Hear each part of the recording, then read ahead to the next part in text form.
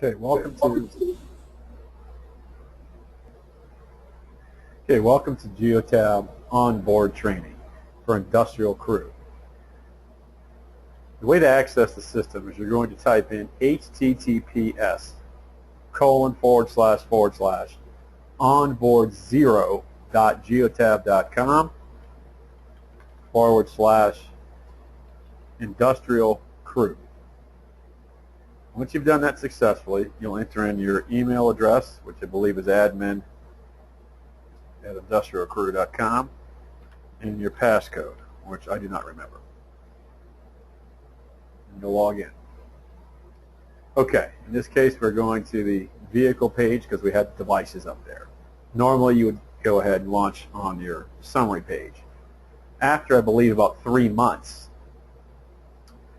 these dials will start to move. Okay, and you can see a little bit on the screen what each one represents.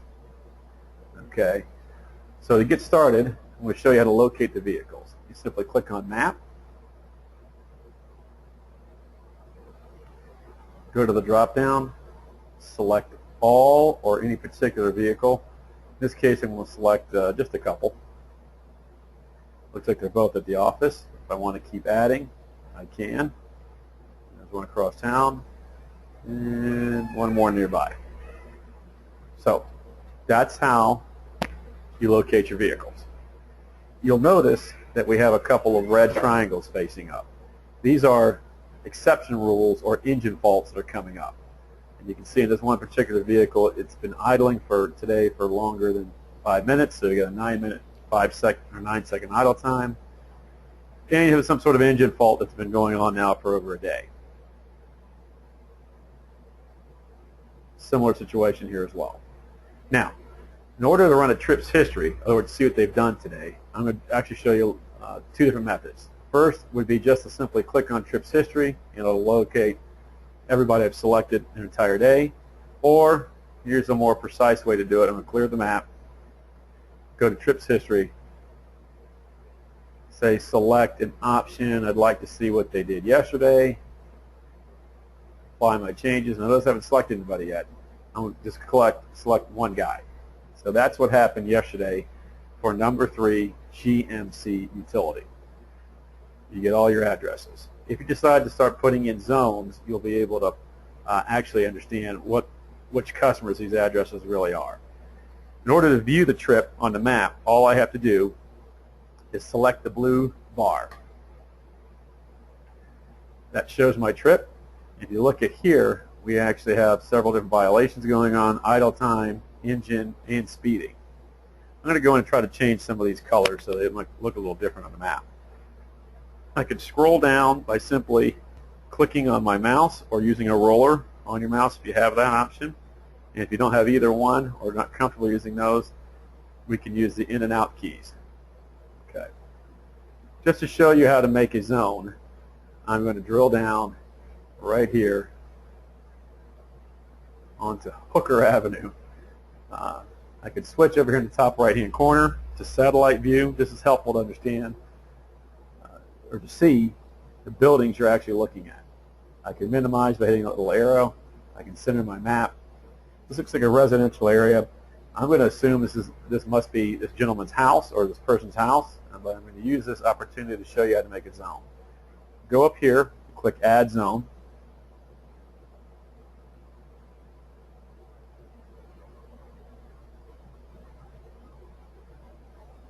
Finish off where I started and name it.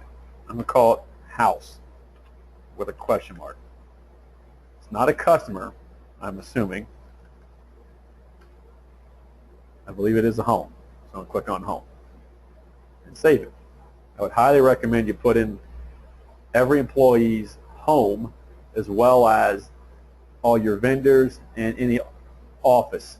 In other words, that way it'll help flesh out how time's being spent. Customers, for you guys, I understand, is maybe somewhat optional just because you don't necessarily have a lot of repeat customers. But if you start seeing that you are having repeat customers, I would go ahead and zone in each customer as well. Let's go over here. Now, one of the big things that we talked about with running an exception report. Let's go ahead and do that. That can be found under rules and groups. If I go to exceptions, come here to options. Let's do it for last week. Let's take a look at some of the exception rules. Let's do all the stuff that they're actually looking to help drive costs down for your insurance. Hard acceleration, harsh braking, harsh cornering, and use seatbelt. These four are what I can assure you Liberty Mutual will be looking for. I'm going to select all your vehicles and I'm going to apply changes. Now, if they didn't break the rule, it won't show up.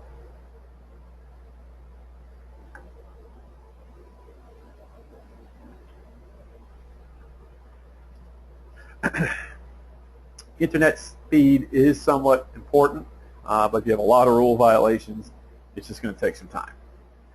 So I'm going to zoom in here a little bit and attempt to see this a little bit better. Okay, right off the bat, say on the minivan Ford, we had a hard acceleration and a harsh cornering on August 1st and 2nd. Most of these things you're not going to get much distance on or time because they happen very quickly. Seatbelt violations, so forth. You're probably wondering, hey, how can I see this in a better way? All you have to do is click on either PDF or Excel. For some reason on my computer, the PDF doesn't work. It's a setting I probably don't have on there properly. So if I go over here, it's going to load up. I can open it up. It may make me save it first. It didn't this time. So it's a little easier way to view your exceptions. Remember, there's a lot of different exceptions we can have, but this is what Liberty Mutual is going to focus on. So you really got to get these under control. Very important. Okay. So I could save this if I want, but I'm not. I'll close out. There's another report that I think is fairly useful for this. It's under activity. It's risk management. If we run this report, once again, we can throw in some additional exception rules, and it really gives you more of a count. So I'm going to do the same ones again, just to show you the difference. Apply changes, did just for today, and it's giving us a count of what essentially happened today with all your vehicles. What's nice about it, it also gives you a lot more useful information as well. For example, minivan drove 173 miles, idled for 11 minutes and 22 seconds. One of those events was over 5 minutes, and one after-hours trip. We don't have your hours in here properly, so I wouldn't worry too much about it. Here again, you're going to watch the speeds. 37 events over 70, 3 events over 80, and your average speed for this vehicle is 50 miles an hour today. To go through the additional no seatbelt violations, you had 4 harsh cornerings, 0 harsh braking, and 1 hard acceleration. There's your stop count, total of 9 stop stays, 6 under 10 minutes, none between 10 and 20, none between 20 and 30, 30 and 40, so forth, 3 over 50 minutes. Once again, to put this into a view that you can email to somebody, just click on Advanced.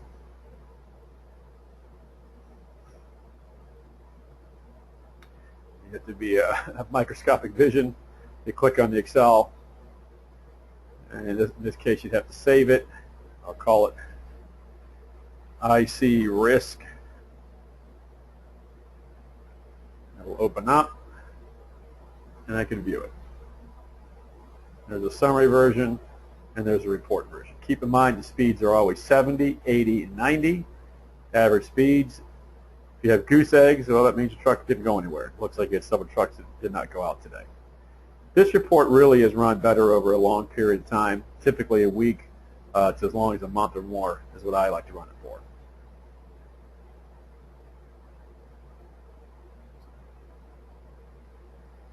Okay, what else can we look at? Let's take a look at engine diagnostics. This is something that a lot of people don't realize is available to them, or they don't use it very often, but I think it's fairly useful. Let's go ahead and go this month, and let's select all the vehicles and do a summary of this. Why do you want to do a summary? it's going to show you your potential faulty vehicles. For this case, I'd probably ignore the exception rules right now. Let's concentrate on the faults. And unfortunately, you guys have a lot of them. The faultiest vehicle I'm seeing here is GMC number 3. This is where I'd run them on an individual basis, simply because it gets to be a little out of hand, especially when you have a lot. So GMC 3, let's apply. This is just for so far this month. Okay, so what are we looking at here? You have a cylinder 1 misfire, low priority warning light, device has been unplugged. Let's see what else we got here. We got an accident level acceleration event. Device is started because of firmware, it's something that we control. And kind of going down here. Accident level. This is concerning. Either the unit itself is not installed properly, or this guy really is a little heavy foot, has a little bit of a heavy foot. So that's something you want to really pay attention to. Let's go back over here. Okay. You can also take a look at one of my favorite things, view accidents and data log. This is, once again, a report that is very detailed. You don't want to run a lot of trucks because it's just too much information. We'll pick on our friend here, number 3, GMC Utility. Let's do it for yesterday. This is literally a log record of every point you would see in a GPS map. Why is this useful? Well, we can see why we're logging the record. We can see acceleration events. We can see how much fuel is available. Voltage is important. There's all sorts of information here to help you run your fleet a little bit better and understand what's going on as this guy drives. Get RPM and so forth. Once again, as always, we can even look at the event on the map. And we can, of course, change it to a different view. I always like to go to advanced and then dump that report right into Excel spreadsheet so I can sort for the different data value that I'd like. I'm actually not going to let this thing load up right now. I'm going to go back to summary page. Under vehicles, to help your drivers understand why they're getting dinged, it's very important to turn on the driver feedback option. Right now everything is off. So I'm going to go ahead and give you guys a call here maybe tomorrow to help guide you through this. What you really would want to do is set up all these warnings. Warning for dangerous driving. And let's make it a cube van. Warning for seatbelt not being on, 6 miles an hour. That's a good one. Beep when reverse, I'm not sure that's so important to you. Let's go up here. Enable speed warning, very important. This is going to really save you some money with the insurance company. I'd peg it right at 70 miles an hour. And then have it go off at about 67, 66 miles an hour. Idle period, once again, set that up for about 5 minutes. Engine RPM, that's up to you. This is what I would do. So set all this up, and you can save it. Do the same thing for every single vehicle. I'm not going to do that right now. So we're going to go ahead and not save this, turn everything off. Okay. Nope, still there. Okay. So anyways, that's what I would do personally. Anyways, I don't want to make this video too terribly long, so let's review a little bit about what we will learn. We'll pull them up on the map. You simply come over here, select all of them. If they're up and running, in this case most of them are, you'll see their location. Go to trips history. I'm going to run it just for today. It's defaulted for today. I can see that. I can put over here, put the one vehicle up on the map, see everything we went. These are all engine violations that you're seeing on the map, and seatbelt violations as well. These are things you really want to get under control to drive that insurance discount. And I could put another vehicle up on the map if I want. It'll show it as a different route, different color, so you're not confused. Let's even put a third one up there. So you can see we've got different colors for different vehicles so we don't get confused. Okay, in order to make a zone, I showed you how to do that. You drill down. There's actually a second way to do it where you simply click on the map and let's say add a square here.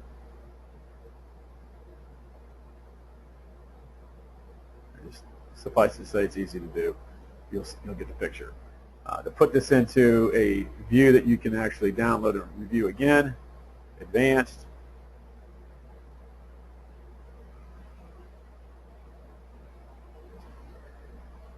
You can see you really can't see too well on the map unless you zoom in, on the screen I should say.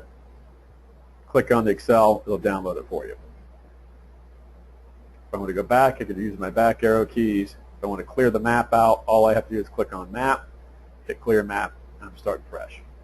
Summary page is, if you want to go there, if you're ever lost, just show up there. If you have any questions, please give me a call. You've got my number and email address. Thanks a lot, everybody, and have a great day.